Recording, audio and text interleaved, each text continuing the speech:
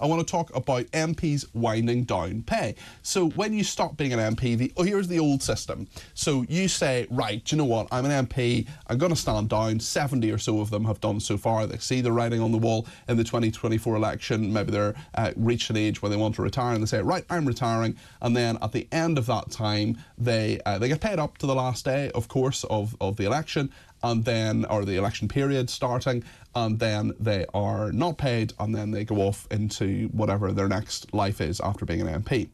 Now, if you stand for election, if you try to continue to be an MP and you lose, you were, under the old system, given a payment of two months' payment, basically saying, look, your office is there, it has to, you've got to wind it up, you've got to tell your employees they don't have a job anymore, they might have thought they had a job, but they don't, you've got to close the office, it takes a bit of time, there's a bit of admin, we're going to pay you for 2 months. I think that's probably fair enough.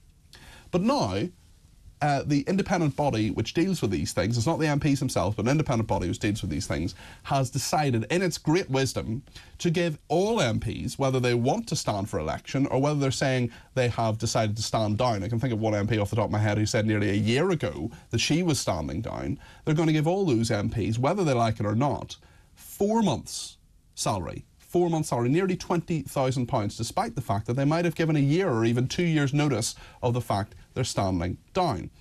If they lose their seat, they get 4 months. If they don't even stand, they get 4 months' payment. I think that's ludicrous, but I know that not everybody does. I want to know what you think. 0344 499 1000. Nick Bois is a former MP. He's a broadcaster as well. In fact, he'll be on this station tomorrow, I think between 1 and 4. And Ben Cope is a political writer and commentator. Good morning to both of you. Good morning. Morning. Nick, it is between 1 and 4 you're on tomorrow, isn't it? It is indeed, thank you, but obviously not for the following 3 weeks. As that's right. Yes. Sorry about that, Nick. Yes. So, Nick, tell me your side of the argument, and then I'll tell you why you're wrong. Well, I think it's slightly nuanced and influenced by what happened to me in 2015, Peter. And whilst I agree with some of what you said, I think the principle needs to be established that when an MP who stands for election loses their seat, most people think that should be the end of it. In fact, it isn't. As I found out, it took me 3 months to close down every single requirement of IPSA, the body that manages us, if you like. It took 3 months of work that I had to do, and my staff, to close down the office, which might sound a bit bizarre. No, just outline that a little bit for us. So you were an MP between 2010 and 2015. You lost your seat in 2015. You obviously employed, how many people do you employ, 3 or 4? Well, I think at the time it was about 4, maybe 5 people. Sure. Okay? So they all had to have a bit of notice. You needed to wind up the office and so on. Yeah. And it took you 3 months. So you were paid because you had stood for election. So you were given a salary for 2 months. No, I wasn't. I didn't get anything. So this is why the reforms have come about. You've got to remember, in 2015, Peter, we were in what was the post-expenses scandal culture. So the idea of coming down really hard on MPs was pretty popular. And as ever with these things, the pendulum swung, in my opinion, on this particular issue too far. So my pay stopped on the moment I lost the election. So I got a paycheck for May of about 6 days, and I was out of work. But I was going to be entitled to a redundancy payment. That was going to come in. However, the rules made it, it was kind of carrot and stick. Listen, old chap, they said, you've got to close your office, you've got to deal with your staff, you've got to put the office right, you've got to close the lease, negotiate the lease, settle all the utility bills, and you know, on it goes. There was even casework that we had to wind down. You can't just pick up a file and chuck it to your next MP.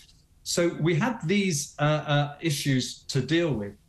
But where in any other walk of life would they say to you, you've been made redundant, we want you to work for at least 3 months, and at the end of that, you'll get your redundancy check, but we're not going to pay you a cent whilst you occupy your time to do this. And that's what happened in 2015, which I think, honestly, if people think about it, they would think that was unreasonable. So the compromise was brought in at 2017, but actually after the 2000, I think it might have been after the 2017 election, I could be wrong, where essentially you were then effectively given a redundancy payment. Yeah, that's right. And so forth.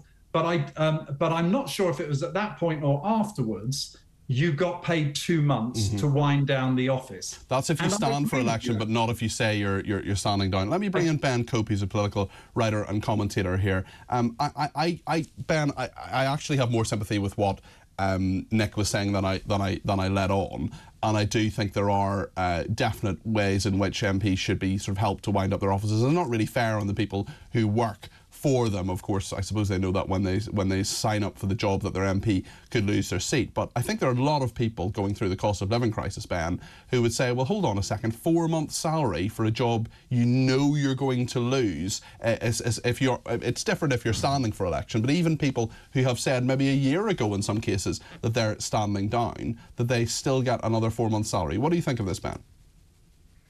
I do think it's excessive, and while I sympathise with you, Nick, that losing your seat is a traumatic experience to go through, and it sounds like you clearly did unpaid work, which no one should have to do. But I think the key question we should be asking ourselves here, as with all questions about how much publicly elected officials should be paid or expenses that they received, is paying them more in the public interest. And as you say, Peter, I think particularly during the cost of living crisis, many people will be thinking, why should we be paying MPs who have, they're no longer our MP. In some situations, we have literally voted them out. Why should we be continuing to pay them money? And I think what we should be doing here, instead of thinking about ways that we can just sort of pay MPs for longer after they lose their seats, or sort of draw the process out, is think about ways that we can speed that process up, ways that we can support former MPs to make that transition smoother.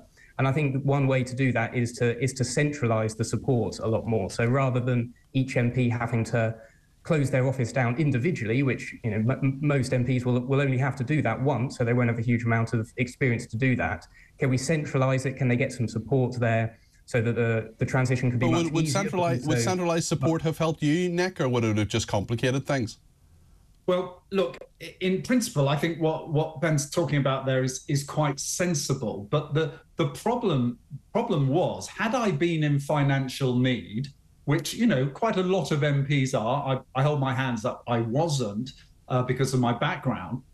What it comes with is until you settle all those, the last utility bill is settled and paid and claimed for through the IPSA expense system, we won't give you your redundancy.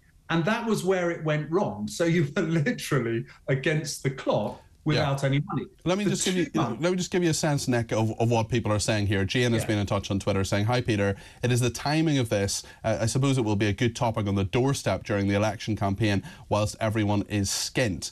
Max in Nuneaton says, "Hello Peter, do the MPs not already fleece us enough? They're all a joke. I'm looking forward to a great show," says Max. Thank you. Terry in Slough says, "It seems a lot of our MPs love this country like a farmer loves his cow because they milk it." Mick in Wallington says, "How do the public get a job on IPSA, or is it a closed shop?" Says Mick. And Matthew, final one here, says, "Do politicians not know the rules when they apply?" Well, in fairness, the rules actually changed a little bit, as you said. And IPSA can kind of do what it wants, really, as well, Nick, can't it?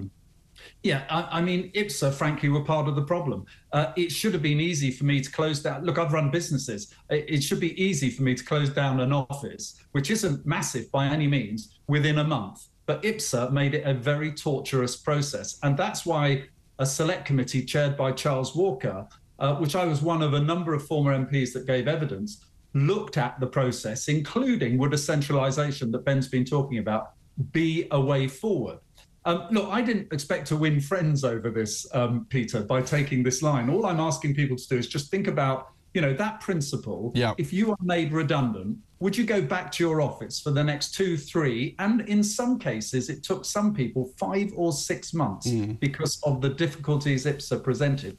Would you expect to do that and not be paid for it? And I just think on this case, whilst 4 months is, I think, too long, 3 months would have been fairer because that is pretty much the average it takes. And I do agree with both of you that if you give notice you are leaving, actually, there should be no guaranteed payment.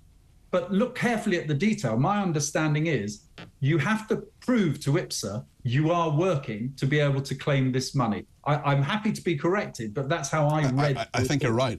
Ben, final thought from you on this.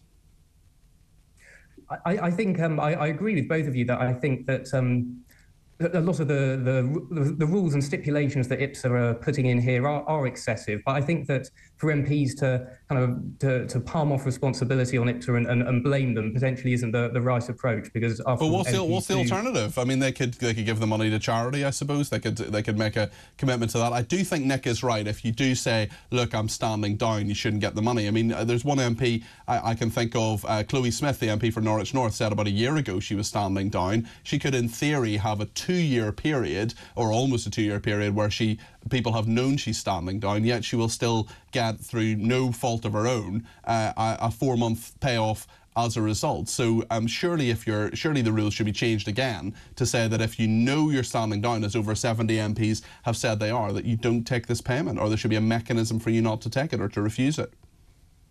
I definitely agree, but I think MPs need to remember that they outsource responsibility to IPSA, and if they don't like the decisions that they're making, they can always take that back in-house and make the decisions that I think it would be a very brave set of MPs who took control of IPSA again. But Ben, that's a fair point, I suppose. Nick Dubois and Ben Cope, thank you both very, very much indeed for that debate. And well done, Nick, especially for coming on to defend it. I mean, that is not going to be a very popular point. Although, actually, if Nick is still listening, Max in Nuneaton has said, OK, Peter, tell Nick Dubois he's made his point very well. I've changed my mind. Excellent. Not only do I like the fact that Nick has persuaded you, I like the fact that you have said that he's persuaded you. There's nothing wrong with changing your mind in any sense at all. I mean, loads of people getting in touch about this as well. Pete C says the MP severance pay has been increased to stop them standing down, to stop them causing embarrassing by-elections. We'll return to this. Let us know what you think. 0344 499 1000. We'll take as many calls as we can between now and 4. Stay with us here on TalkTV.